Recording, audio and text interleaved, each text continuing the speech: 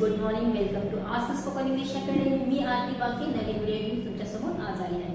Again आपण past continuous tense मध्येच आहे। एक दोन तीन व्हिडिओज मध्ये आपण फक्त सेंटेन्सेस कसे होतात, निगेटिव्ह सेंटेन्सेस कसे होतात ते बघितलं। आजच्या व्हिडिओ मध्ये तुम्हाला प्रश्न विचारायचे झाले, ते पण डब्ल्यूएच टाइप वर्ड्स यूज करून, तर ते सेंटेन्सेस कसे होतात ते आज आपण बघणार आहे।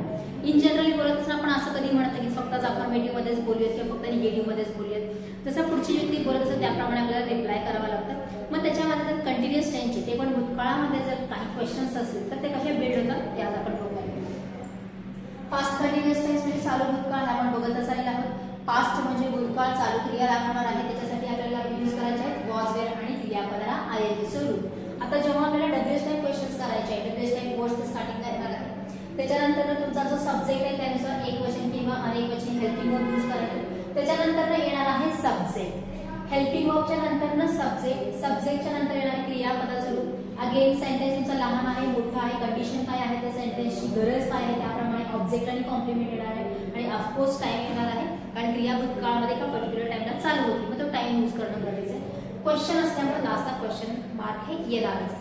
काही जर सेंटेन्सेस करत असताना सब्जेक्ट केला नंतर वॉज वेअर टाकतात, इन जनरल बोलण्यामध्ये चालू जातं, पण ग्रामॅटिकल रूल्स प्रमाणे कंपल्सरी हेल्पिंग वर्बच्या नंतर सब्जेक्ट येणं गरजेचं आहे। पण बोली भाषेमध्ये आपण फक्त डब्ल्यूएच टाइप क्वेश्चन पहिल्यांदा लावला आणि इन जनरल सेंटेन्स आहे ते फक्त कंटिन्यू केलं की चालू जातं असं म्हटलं जातं। ते ऐकायला वगैरे तात्पुरतं बरं वाटतं, पण ते ऍक्च्युली ग्रामॅटिकली करेक्ट नाहीये। करेक्ट करण्यासाठी आपल्याला कंपल्सरी डब्ल्यूएच टाइप वर्ड नंतरच हेल्पिंग वर्ब, हेल्पिंग वर्बच्या नंतरच सब्जेक्ट येणं गरजेचं आहे। अगेन जर निगेटिव्ह असेल तर वॉज वेअरला आपण नॉट यूज करू शकतो। क्वेश्चन जर नकारार्थी करायचं असेल तर शॉर्ट फॉर्म यूज करू शकता वॉजंट हिअर, किंवा डायरेक्टली वॉज वेअर नंतर सब्जेक्ट येणार, मग इथं येणार आहे नॉट आणि मग येणार आहे वर्बचा आयएनजीचा form. So some sentences already I have given you, I will just explain. आता डब्ल्यूएच टाइप वर्ड्स कोणकोणते ते आपण सेपरेट व्हिडिओ बघितले। 15 मेन वर्ड्स आहेत, डब्ल्यूएच टाइप वर्ड्स आहेत, आणि त्याला परत जेव्हा काही प्रिपोजिशन लागतं तेव्हा त्याचे नवीन नवीन वर्ड्स तयार होतात। काही सेंटेन्सेस बघूया। Where were you living at your school days. Where हा डब्ल्यूएच क्वेश्चन आहे, वेअर हे हेल्पिंग वर्ब आहे, त्याच्यानंतर सब्जेक्ट आलेला आहे आणि मग आलेला आहे क्रियापदाला आयएनजी चं रूप, आणि कधी तर तुझ्या स्कूल डेज मध्ये, तू तुझ्या शाळेच्या दिवसामध्ये कुठे राहत होतास, हा इन जनरल क्वेश्चन आहे। Y was Reshma crying last night. Reshma एक वचन आहे त्यामुळे वॉज आलेला आहे, क्राय क्रियापद आहे, आयएनजी लागलेला आहे, कधी तर काल रात्री रेश्मा का रडत होती, तू काल काय करत होता, असे प्रश्न आपण विचारत असतो, त्याचे हे काही एक्झाम्पल्स आहेत। How was Dhoni handling the worst situation under pressure.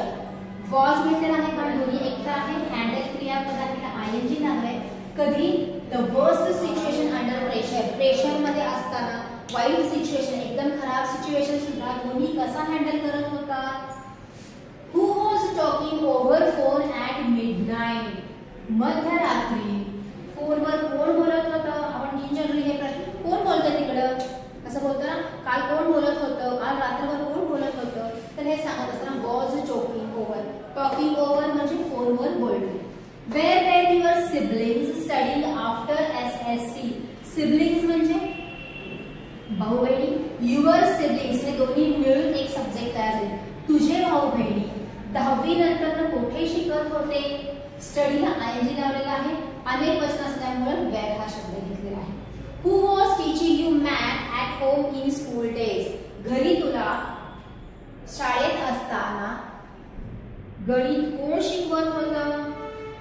Who was hosting the last function? Host म्हणजे जबाबदारी घेणे किंवा एखादी गोष्ट होस्ट करणे, जसे की इव्हेंट्स असतात, फंक्शन्स असतात, जसे की मनीष पॉल आहे, त्याच्यानंतर खूप सारे होस्ट करत असतात, रितेश देशमुख वगैरे करत असतात, तर होस्ट म्हणजे काय, तो फंक्शन कार्याला घेऊन जाणे।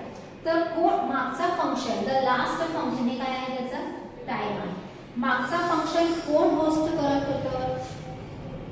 Where was Rohan working before 6 months। 6 महिन्यापूर्वी रोहन कुठे काम करत होता। झिगझॅग केलेले सगळे जे वर्ड्स आहेत ते सगळे टाइमशी रिलेटेड आहेत आणि अंडरलाइन केलेले जे आहेत ते हेल्पिंग वर्ड आणि वर्ब्स रिलेटेड आहेत। With whom big B was dancing in previous event. Previous म्हणजे अगोदरच्या इव्हेंट मध्ये, बिग बी म्हणजे सगळ्यांना माहित आहे अमिताभ बच्चन, कुणासोबत नाचत होते? With whom. whom हे वर्ड आहे, तर आपण विथ हा प्रिपोजिशन लावलेला आहे. विथ whom हे नवीन क्वेश्चन तयार झाले. Why were they rushing too much at morning? सकाळी ते एवढी घाई गडबड का करत होते? आणि what were you doing when I called you yesterday? काल मी जेव्हा तुला कॉल केले, काय आहे सिंपल पास्ट टेन्स, तेव्हा तू काय करत होतास किंवा काय करत होतीस? कधी कधी पास्ट कंटिन्युअस टेन्स एकटा येत नाही, त्याच्यासोबत सिंपल पास्ट टेन्सचं काय होतं, सेंटेन्स जॉईंट होतं. म्हणजे दोन सेंटेन्सेस येतात.